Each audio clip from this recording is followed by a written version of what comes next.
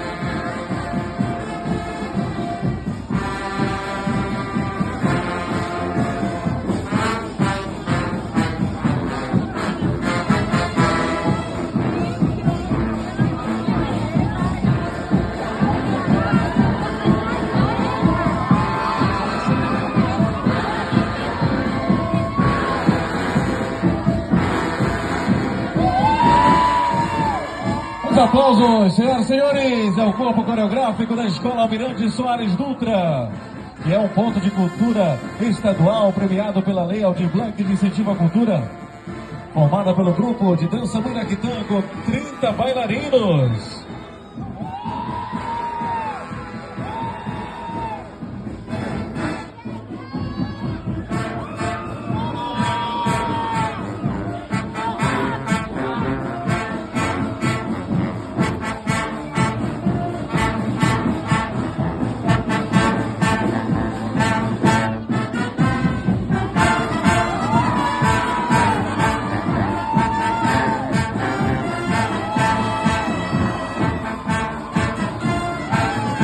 É isso aí, o corpo coreográfico recebendo os aplausos do público presente e também das autoridades.